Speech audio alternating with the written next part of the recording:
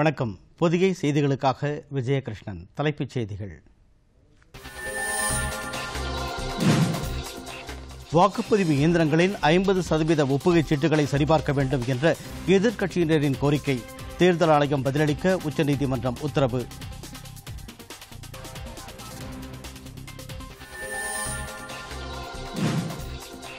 அரவக்குறிச்சி உள்ளிட்ட 3 சட்டப்பேரவை தொகுதிகளில் இடைத்தேர்தல் நடத்துவதில் என்ன பிரச்சினை? தேர்தல் ஆணையத்திற்கு உச்சநீதிமன்றம் கேள்வி.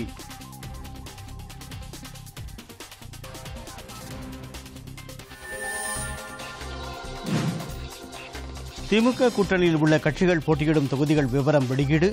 சிபிஐ, சிபிஎம், முஸ்லீம் லீக் வேட்பாளர்கள் அறிவிப்பு.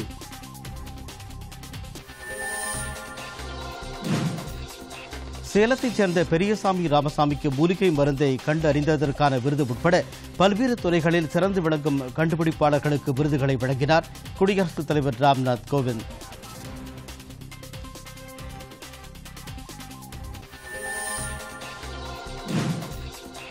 தமிழகத்தில் விளைநிலங்கள் உள்ள பகுதிகளில் செயல்படும் 110 டாஸ்மாக் மதுபான கடைகளை உடனே மூட வேண்டும். மாநில அரசுக்கு சென்னை உயர்நீதிமன்றம் உத்தரவு.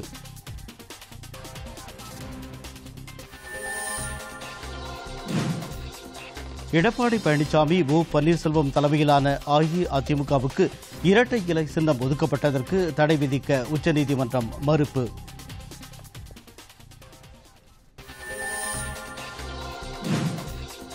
நியூசிலாந்து துப்பாக்கிச்சூடு, பிரதமர் நரேந்திர மோடி கண்டனம். உயிரிழந்தவர்கள் குடும்பங்களுக்கு ஆழ்ந்த இரங்கல்.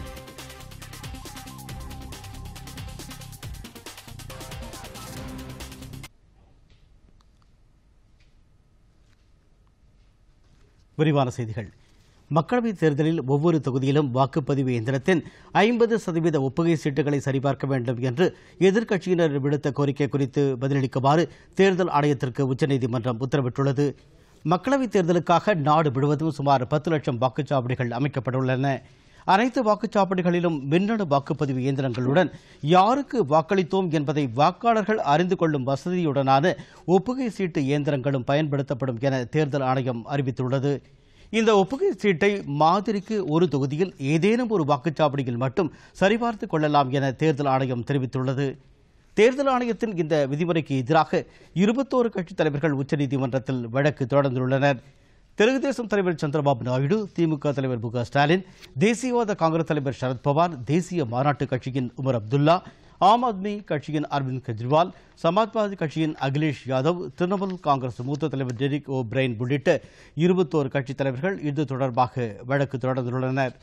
அதில் ஒவ்வொரு தொகுதியிலும் மின்னணு வாக்குப்பதிவு இயந்திரங்களின் ஒப்புகை சீட்டை 50% வரை சரிபார்க்க வேண்டும் என்று கோரிக்கை விடுத்துள்ளனர். இந்த மனுக்களை பரிசீலித்த உச்சநீதிமன்றம் இதுகுறித்து தேர்தல் ஆணையம் வரும் 25ஆம் தேதிக்குள் பதிலளிக்க வேண்டும் என்று உத்தரவிட்டு விசாரணையை ஒத்திவைத்துள்ளது. தேர்தல் பணிகளை கண்காணிக்கும் பல்துறை அதிகாரிகள் அடங்கிய குழுவினர் கலந்து கொள்ளும் கூட்டம் இன்று மாலை புதுதில்லியில் நடைபெற்றது.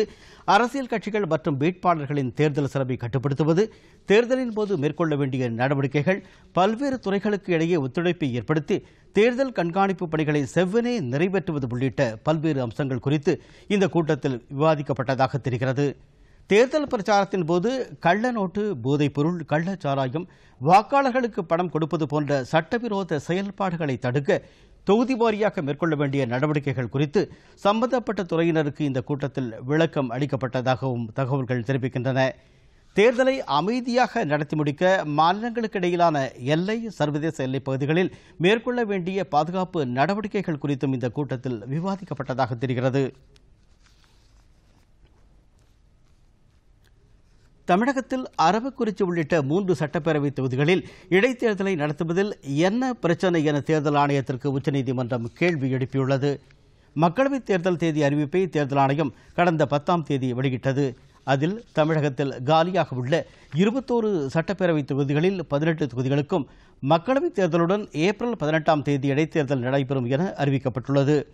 நீதிமன்றங்களில் உள்ள வழக்குகள் நிலுவை காரணமாக அரவக்குறிச்சி, ஒட்டப்பிடாரம், திருப்பரங்குன்றம் ஆகிய 3 தொகுதிகளுக்கு இடைத்தேர்தல் நடைபெறாது என தேர்தல் ஆணையம் விளக்கம் அளித்தது.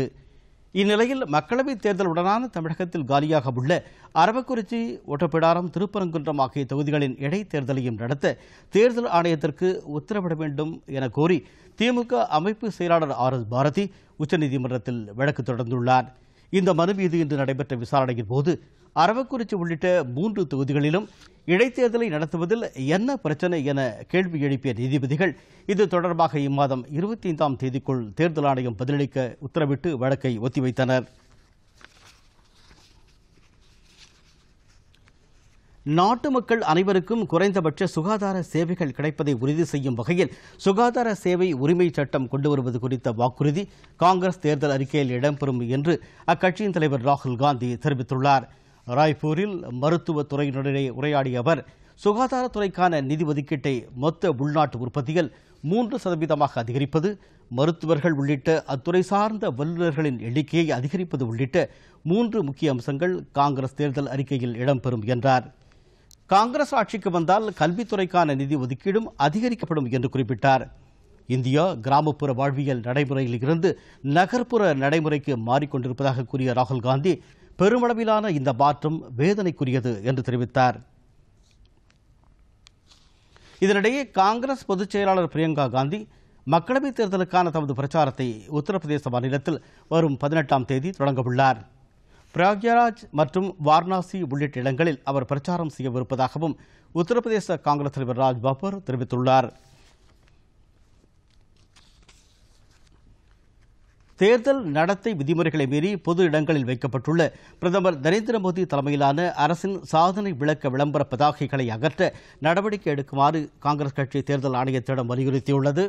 இது தொடர்பாக அக்கட்சித் தலைவர்கள் தேர்தல் ஆணையத்திடம் இன்று அளித்த மனுவில் தேர்தல் தேதி அறிவிக்கப்பட்ட பின்பும் பிரதமரின் படங்களுடன் கூடிய அரசின் சாதனை விளக்க விளம்பரங்கள் பெட்ரோல் பம்ப் உள்ளிட்ட பொது இடங்களில் இருந்து இன்னமும் அகற்றப்படவில்லை என சுட்டிக்காட்டப்பட்டுள்ளது. இது தேர்தல் நடத்தை விதிகளை மீறுவதோடு மட்டுமன்றி அரசு நிதி மற்றும் அரசாங்க இயந்திரங்களை பிரச்சாரத்திற்காக தவறாக பயன்படுத்தும் நோக்கம் கொண்டது என்று அந்த மனுவில் தெரிவிக்கப்பட்டுள்ளது. எனவே இந்த விளம்பரங்களை உடனடியாக அகற்ற நடவடிக்கை எடுக்குமாறு காங்கிரஸ் கட்சி கேட்டுக் கொண்டுள்ளது.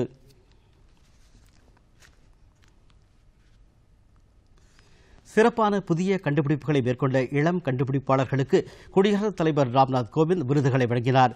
குஜராத் மாநிலம் காந்தி நகர் அருகே இன்று நடைபெற்ற விழாவில் உத்தரப்பிரதேச மாநிலத்தைச் சேர்ந்த பிரகாஷ் ரகுவன்ஷிக்கு வேளாண் துறையில் சிறந்த கண்டுபிடிப்புகளை மேற்கொண்டதற்கான வாழ்நாள் சாதனையாளர் விருது வழங்கப்பட்டது.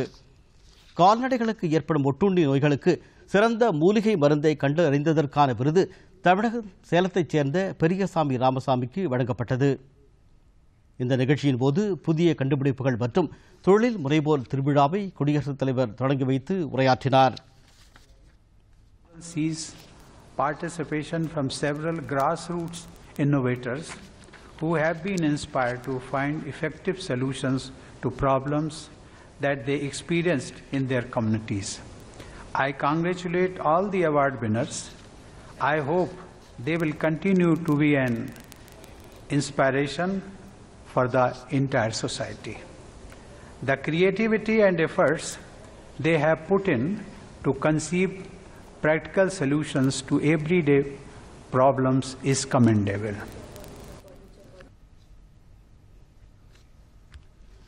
பொள்ளாச்சி பாலியல் வன்கொடுமை வழக்கை சிபிஐ விசாரணைக்கு மாற்றுவது தொடர்பாக புதிய அரசாணை வெளியிட தமிழக அரசுக்கு சென்னை உயர்நீதிமன்றம் உத்தரவிட்டுள்ளது. இந்த வழக்கை சிபிஐ விசாரணைக்கு மாற்ற அரசு நேற்று உத்தரவிட்டது. அதற்கான அரசாணையில் பாதிக்கப்பட்ட பெண்ணின் விவரங்கள் இருந்ததால் சர்ச்சை எழுந்தது.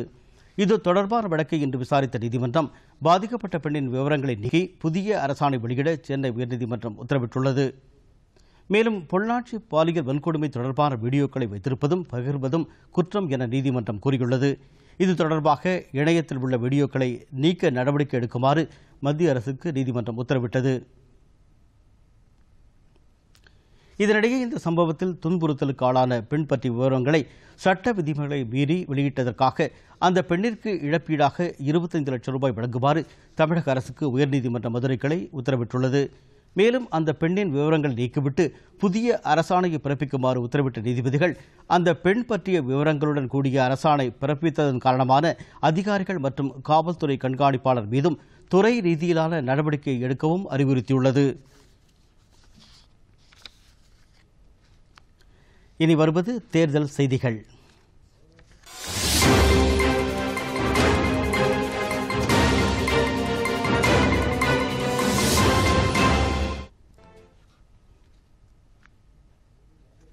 தொலைபேசி எண் 1950 தொடர்பு கொள்ளலாம்.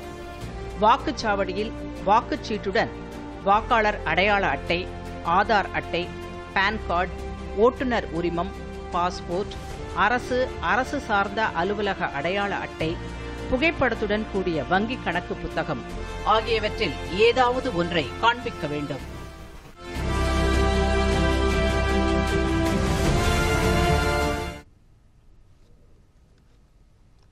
திமுக கூட்டணி கட்சிகள் போட்டியிடும் தொகுதிகள் குறித்த விவரம் அறிவிக்கப்பட்டுள்ளது. இதன்படி சென்னையில் உள்ள 3 தொகுதிகளிலும் திமுகவே களம் இறங்குகிறது. திமுக தலைமையிலான கூட்டணியில் காங்கிரஸ், இந்திய கம்யூனிஸ்ட், மார்க்சிஸ்ட் கம்யூனிஸ்ட், விடுதலை சிறுத்தைகள், மதிமுக, இந்திய யூனியன் முஸ்லீம் லீக், கொங்கு நாடு மக்கள் தேசிய கட்சி, இந்திய ஜனநாயக கட்சி ஆகியவை இடம்பெற்றுள்ளன. இந்த கட்சிகளுக்கு இடையேயான தொகுதி பங்கீடு ஏற்கனவே நிறைவு பெற்ற நிலையில் அந்த கட்சிகள் போட்டியிடும் தொகுதிகள் குறித்து உடன்பாடு ஏற்பட்டுள்ளது. திமுக தலைமை அலுவலகமான சென்னை அண்ணா அறிவாலயத்தில் கூட்டணி கட்சிகளின் கூட்டம் இன்று நடைபெற்றது. அதன்பின் திமுக தலைவர் மு.க. ஸ்டாலின் கட்சிகள் போட்டியிடும் தொகுதிகளின் பட்டியலை வெளியிட்டார். அதன்படி திமுக வடசென்னை, தென்சென்னை, மத்திய சென்னை, ஸ்ரீபெரும்புதூர், காஞ்சிபுரம், அரக்கோணம், வேலூர், தர்மபுரி, திருவண்ணாமலை, கள்ளக்குறிச்சி, சேலம், நீலகிரி, பொள்ளாச்சி, திண்டுக்கல், கடலூர், மயிலாடுதுறை, தஞ்சாவூர், தூத்துக்குடி, தென்காசி, திருநெல்வேலி ஆகிய 20 தொகுதிகளில் போட்டியிடுகிறது. திருவள்ளூர், கிருஷ்ணகிரி, ஆரணி, கரூர், திருச்சி, சிவகங்கை, தேனி, விருதுநகர், கன்னியாகுமரி, புதுச்சேரி ஆகிய 10 தொகுதிகளில் காங்கிரஸ் கட்சி போட்டியிடும். மார்க்சிஸ்ட் கம்யூனிஸ்ட் கட்சி கோவை மற்றும் மதுரையில் போட்டியிடும் என்று அறிவிக்கப்பட்டுள்ளது. இந்திய கம்யூனிஸ்ட் கட்சி திருப்பூர் மற்றும் நாகப்பட்டினத்திலும், விடுதலை சிறுத்தைகள் கட்சி விழுப்புரம் மற்றும் சிதம்பரம் தொகுதிகளிலும் களம் இறங்குகின்றன. மதிமுக ஈரோடு தொகுதியிலும், இந்தியன் யூனியன் முஸ்லீம் லீக் ராமநாதபுரம் தொகுதியிலும், கொங்கு நாடு மக்கள் தேசிய கட்சி நாமக்கல் தொகுதியிலும், இந்திய ஜனநாயக கட்சி பெரம்பலூர் தொகுதியிலும் போட்டியிடும் என்று அறிவிக்கப்பட்டுள்ளது.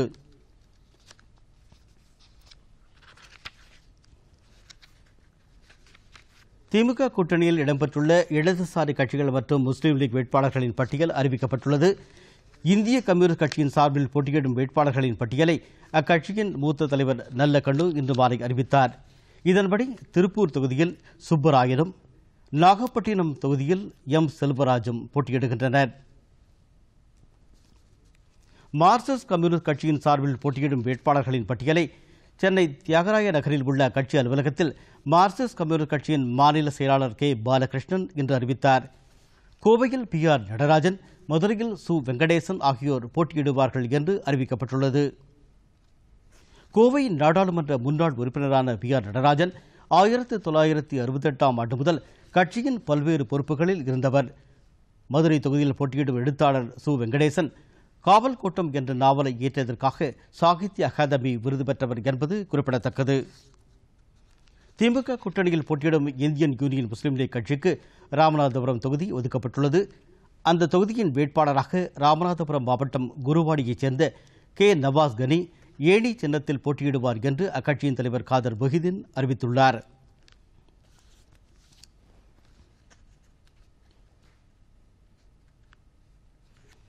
எடப்பாடி பழனிசாமி, ஓ. பன்னீர்செல்வம் தலைமையிலான அஇஅதிமுகவுக்கு இரட்டை இலை சின்னம் ஒதுக்கப்பட்டதற்கு தடை விதிக்க உச்சநீதிமன்றம் மறுப்பு தெரிவித்துள்ளது. இரட்டை இலை சின்னம் தொடர்பான வழக்கில் எடப்பாடி பழனிசாமி, ஓ. பன்னீர்செல்வம் அணிக்கு இந்த சின்னம் ஒதுக்கப்பட்டதற்கு எதிர்ப்பு தெரிவித்து டிடிவி தினகரன் தரப்பு சார்பில் தில்லி உயர்நீதிமன்றத்தில் மனு தாக்கல் செய்யப்பட்டது. இதில் டிடிவி தினகரனின் மனுவை விசாரித்த நீதிமன்றம் அவரது கோரிக்கையை ஏற்க மறுத்தது. இதனை எதிர்த்து தினகரன் உச்சநீதிமன்றத்தில் மேல்முறையீடு செய்தார். தில்லி உயர்நீதிமன்ற உத்தரவுக்கு இடைக்கால தடை விதிக்க வேண்டும் என கோரிக்கை விடுத்தார். இதனை விசாரித்த உச்சநீதிமன்றம் இரட்டை இலை சின்னம் எடப்பாடி பழனிசாமி, ஓ. பன்னீர்செல்வம் தலைமையிலான அஇஅதிமுகவுக்கு ஒதுக்கப்பட்டதற்கு தடை விதிக்க மறுத்துள்ளது. மேலும் டிடிவி தினகரனின் கட்சிக்கு குக்கர் சின்னம் ஒதுக்குவது குறித்து பதிலளிக்க தேர்தல் ஆணையத்திற்கு உத்தரவிட்டுள்ளது.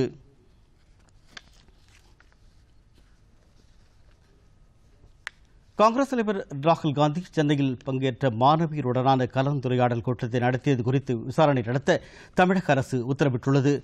நேற்று முன்தினம் தமிழகம் வந்த ராகுல் காந்தி சென்னை ஸ்டெல்லா மேரிஸ் கல்லூரி மாணவியருடன் கலந்துரையாடினார். அப்போது அவர் மாணவியரின் பல்வேறு கேள்விகளுக்கு பதிலளித்தார். இந்நிலையில் தேர்தல் நடத்தை விதிகள் அமலுக்கு வந்த பிறகு இந்த கலந்துரையாடல் நிகழ்ச்சியை நடத்த அந்த கல்லூரி எவ்வாறு அனுமதி வழங்கியது என்பது குறித்து விசாரணை நடத்துமாறு கல்லூரி கல்வி இயக்குநர் ஆர் சாருமதி அந்த துறையின் மண்டல இயக்குநருக்கு உத்தரவிட்டுள்ளார். இந்த நிகழ்ச்சி குறித்து உடனடியாக விசாரணை நடத்தி அறிக்கை அளிக்குமாறு அவர் அறிவுறுத்தினார். தமிழ்நாட்டில் காங்கிரஸ் கட்சி சார்பில் போட்டியிடும் வேட்பாளர்கள் பட்டியல் இன்னும் 3 நாட்களில் வெளியிடப்படும் என்று மாநில காங்கிரஸ் கமிட்டி தலைவர் KS அழகிரி தெரிவித்துள்ளார். காங்கிரஸ் கட்சியின் தேர்தல் பிரச்சார குழு கூட்டம் அக்குழுவின் தலைவர் திருநாவுக்கரசர் தலைமையில் சென்னை சத்தியமூர்த்தி பவனில் நடைபெற்றது. இந்த கூட்டத்தில் பங்கேற்ற பிறகு செய்தியாளர்களிடம் பேசிய KS அழகிரி, வரவிருக்கும் மக்களவைத் தேர்தலில் காங்கிரஸ் சார்பில் போட்டியிடும் வேட்பாளர்களின் பட்டியல் விரைவில் அறிவிக்கப்படும் என்றார். இலங்கை பிரச்சினையில் காங்கிரஸ் என்ன செய்தது என்று தமிழிசை கேட்பது விசித்திரமாக உள்ளது என்று அவர் கூறினார். முன்னதாக KS அழகிரி வெளியிட்டுள்ள அறிக்கையில், தமிழகத்தில் திமுக தலைமையில் காங்கிரஸ் உள்ளிட்ட கட்சிகள் பங்கேற்றுள்ள மதசார்பற்ற முற்போக்கு கூட்டணி அமைத்திருப்பது மற்ற கட்சிகளுக்கு அச்சத்தை ஏற்படுத்தியுள்ளதாக தெரிவித்தார். அஇஅதிமுக அமைத்துள்ள கூட்டணி கொள்கை கூட்டணி அல்ல என்றும், சில மாதங்களுக்கு முன்பு வரை ஒருவர் மீது ஒருவர் ஊழல் குற்றச்சாட்டுகளை கூறிக்கொண்டவர்கள் என்றும் அவர் குறிப்பிட்டுள்ளார்.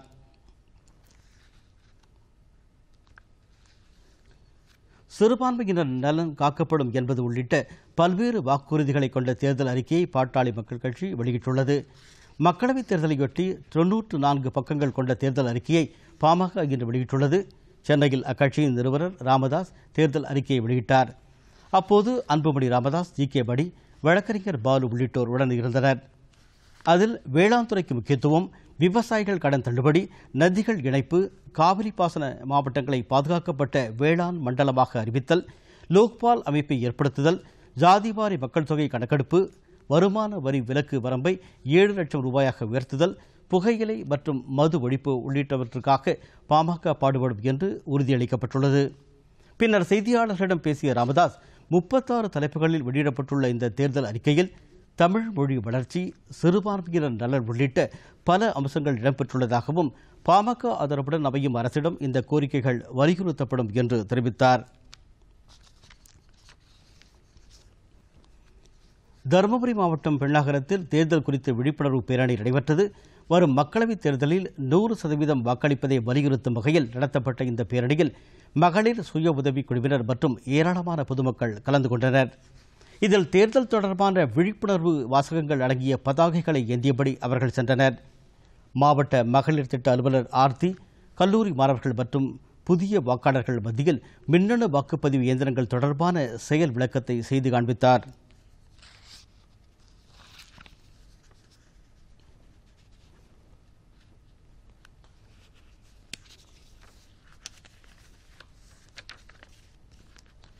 அடுத்து சில முக்கிய செய்திகளை விரைவுச் செய்திகளாக பார்ப்போம்.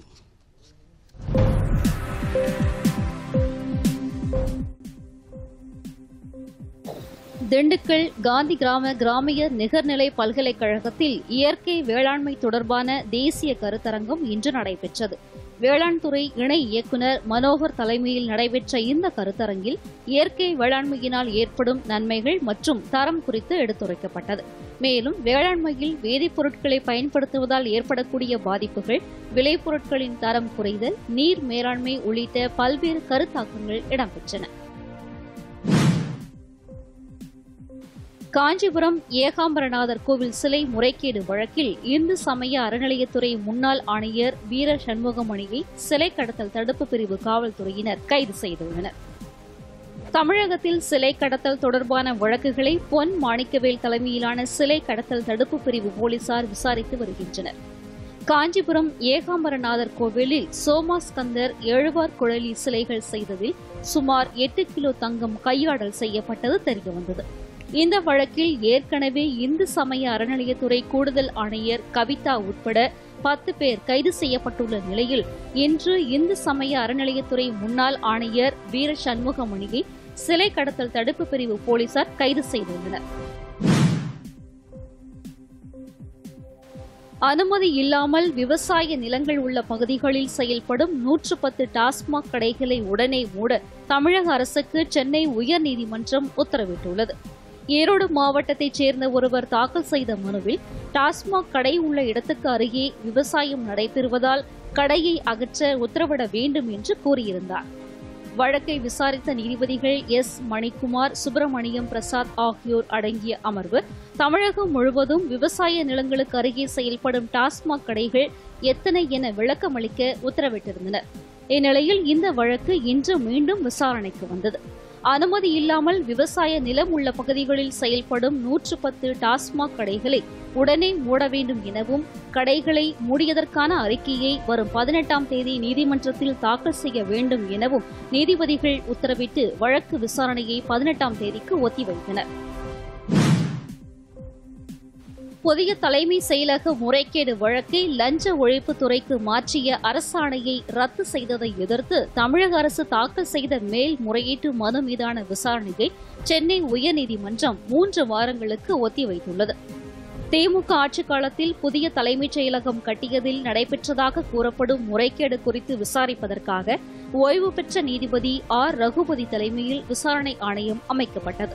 இதற்கு எதிராக திமுக சார்பில் உயர்நீதிமன்றத்தில் வழக்கு தொடரப்பட்டது.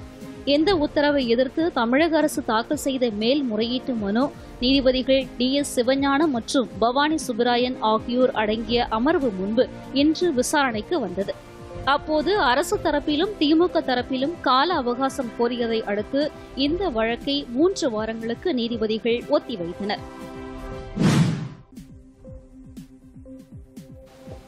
உலக நுகர்வோர் தினம் இன்று கடைபிடிக்கப்பட்டது. 1962ஆம் ஆண்டு மார்ச் 15ஆம் தேதி அமெரிக்க அதிபராக இருந்த ஜான் எஃப். கென்னடி நுகர்வோர் உரிமை குறித்து உரையாடியதை நினைவுகூரும் வகையில் ஆண்டுதோறும் இந்த தினம் கடைபிடிக்கப்படுகிறது. நம்பகமான மின்னணு பொருட்கள் என்பதே இந்த ஆண்டின் கருப்பொருளாகும். மின்னணு பொருட்கள் மறுசுழற்சி செய்வதன் முக்கியத்துவம் குறித்த விழிப்புணர்வை ஏற்படுத்துவதே இந்நாளின் நோக்கம் என்று உலக சுகாதார அமைப்பு தெரிவித்துள்ளது. நுகர்வோரின் அடிப்படை உரிமைகளை மேம்படுத்தும் வகைகளில் நாடு முழுவதும் பல்வேறு நிகழ்ச்சிகள் இன்று நடைபெற்றன. நெல்லை சீவலப்பேரி தாமிரபரணி ஆற்றுப்படுகையில் செயல்படும் சட்டவிரோத மணல் குவாரிகளுக்கு இடைக்கால தடை விதிக்கப்பட்டுள்ளது. இது தொடர்பான வழக்கு ஒன்றை இன்று விசாரித்த சென்னை உயர்நீதிமன்ற மதுரை கிளை இதற்கான உத்தரவை பிறப்பித்துள்ளது. இதேபோல் மற்றொரு வழக்கை விசாரித்த நீதிமன்றம் ராமநாதபுரம் மாவட்டத்தில் சவுடு மணல் குவாரிகளுக்கு அனுமதி வழங்கக்கூடாது என்றும் உத்தரவிட்டது.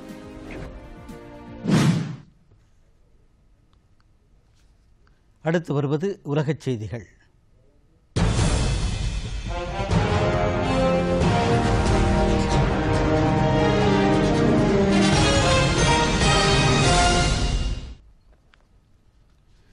நியூசிலாந்தின் கிரைஸ்ட்சர்ச் நகரில் நெரிசல் மிக்க மசூதி ஒன்றில் இன்று காலை மர்ம நபர் ஒருவர் துப்பாக்கியால் சுட்டதில் உயிரிழந்தோர் எண்ணிக்கை 49ஆக அதிகரித்துள்ளது. 20க்கும் மேற்பட்டோர் படுகாயமடைந்தனர்.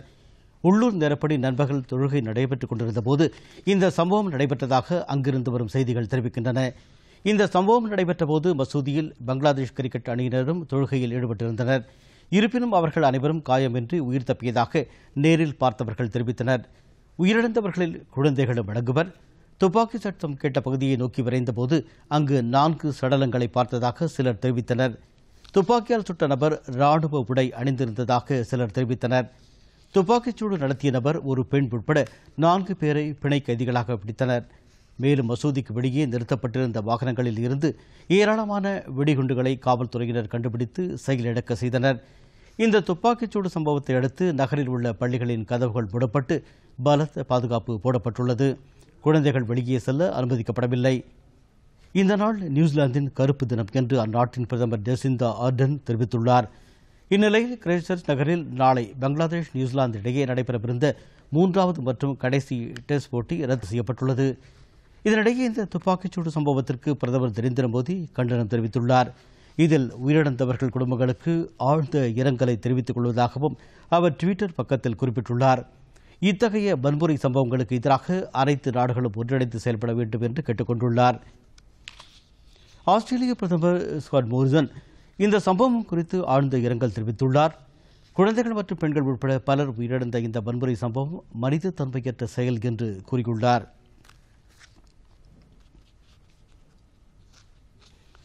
மெக்சிகோ எல்லையில் தடுப்பு சுவர் அமைப்பதற்காக அமெரிக்க அதிபர் டொனால்டு ட்ரம்ப் பிறப்பித்த தேசிய அவசர நிலை பிரகடனத்தை அந்நாட்டு நாடாளுமன்றத்தின் செனட் சபை நிராகரித்துள்ளது. இது தொடர்பாக செனட் சபையில் நடைபெற்ற வாக்கெடுப்பில் அதிபரின் பிரகடனத்திற்கு எதிராக 59 வாக்குகளும் ஆதரவாக 41 வாக்குகளும் பதிவானது. எதிர்க்கட்சியான ஜனநாயக கட்சி உறுப்பினர்களுடன் ஆளும் குடியரசுக் கட்சியைச் சேர்ந்த 10க்கும் மேற்பட்ட உறுப்பினர்களும் அவசர நிலைக்கு எதிராக வாக்களித்தனர். அமெரிக்க நாடாளுமன்ற வரலாற்றில் அதிபரின் பிரகடனத்துக்கு எதிராக நாடாளுமன்றம் வாக்களித்திருப்பது இதுவே முதல் முறையாகும். இஸ்ரேல் ராணுவம் காசா பகுதியில் ஹமாஸ் தீவிரவாதிகளுக்கு எதிரான தாக்குதல்களை தீவிரப்படுத்தியுள்ளது. அந்த பகுதிகளில் போர் விமானங்கள் மற்றும் ஹெலிகாப்டர்களை கொண்டு ஹமாஸ் அமைப்பின் 100 முகாம்கள் மீது தாக்குதல் நடத்தப்பட்டது என்று இஸ்ரேல் ராணுவ வட்டாரங்கள் தெரிவித்துள்ளன. முக்கிய நிலைகள் மீது ராக்கெட் தாக்குதலும் நடத்தப்பட்டதாகவும் இதில் அந்த அமைப்புக்கு பெரிய அளவில் சேதம் ஏற்பட்டதாகவும் இஸ்ரேல் கூறியுள்ளது. முன்னதாக ஹமாஸ் அமைப்பு இஸ்ரேல் ராணுவம் மீது தாக்குதல் நடத்த முயன்றதாகவும் அதை இஸ்ரேல் ராணுவம் வெற்றிகரமாக முறியடித்தது என்று இஸ்ரேல் தரப்பில் தெரிவிக்கப்பட்டுள்ளது. இனி வருவது விளையாட்டுச் செய்திகள்.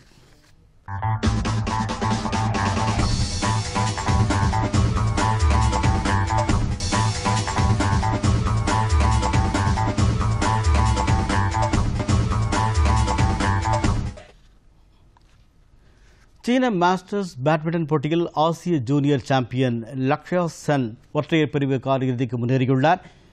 லிங்காயன் நகரில் நடைபெறும் இந்த போட்டியில் நேற்று நடைபெற்ற நாக் அவுட் ஆட்டத்தில் லக்ஷயா சென் 21-14, 21-15 என்ற ஆட்டக்கணக்கில் தென்கொரியாவின் யூங் வூங்கை வென்றார். காலிறுதியில் அவர் சீனாவின் சூ செக்கியை எதிர்கொள்கிறார்.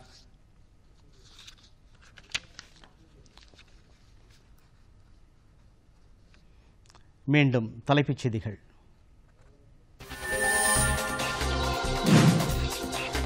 வாக்குப்பதிவு இயந்திரங்களின் 50% ஒப்புகை சீட்டுகளை சரிபார்க்க வேண்டும் என்ற எதிர்க்கட்சியினரின் கோரிக்கை தேர்தல் ஆணையம் பதிலளிக்க உச்சநீதிமன்றம் உத்தரவு.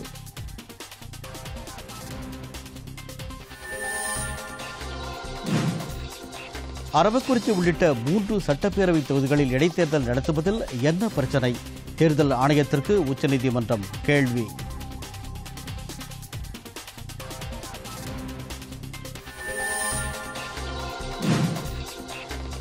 திமுக கூட்டணியில் உள்ள கட்சிகள் போட்டியிடும் தொகுதிகள் விவரம் வெளியீடு.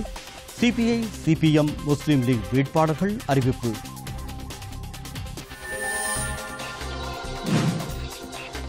சேலத்தைச் சேர்ந்த பெரியசாமி ராமசாமிக்கு மூலிகை மருந்தை கண்டறிந்ததற்கான விருது உட்பட பல்வேறு துறைகளில் சிறந்து விளங்கும் கண்டுபிடிப்பாளர்களுக்கு விருதுகளை வழங்கினார் குடியரசுத் தலைவர் ராம்நாத் கோவிந்த்.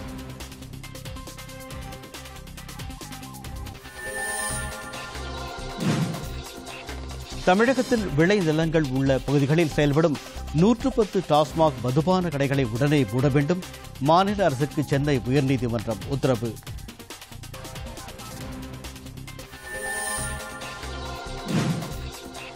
எடப்பாடி பழனிசாமி, ஓ பன்னீர்செல்வம் தலைமையிலான அஇஅதிமுகவிற்கு இரட்டை இலை சின்னம் ஒதுக்கப்பட்டதற்கு தடை விதிக்க உச்சநீதிமன்றம் மறுப்பு.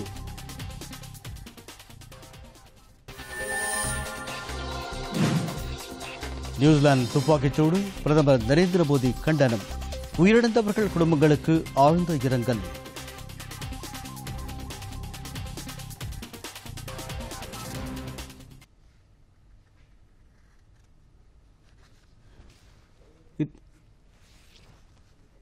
பொதிகை செய்திகளை யூடியூபில் தமிழ் நியூஸ் தூர்தர்ஷன் என்ற சேனலிலும், ட்விட்டரில் Tamil news Doordarshan @DD news Chennai என்ற பக்கத்திலும் காணலாம்.